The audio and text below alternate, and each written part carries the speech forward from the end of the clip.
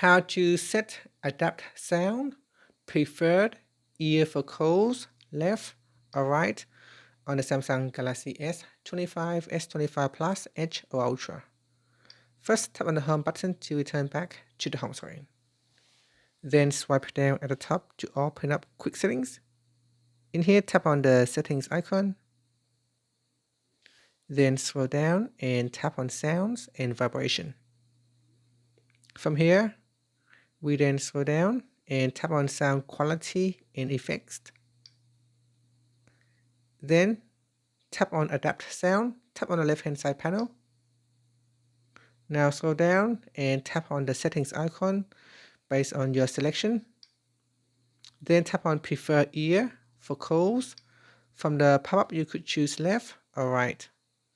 And that's it. After, you can tap on the back key or tap on the home button to return back to the home screen. Thank you for watching this video.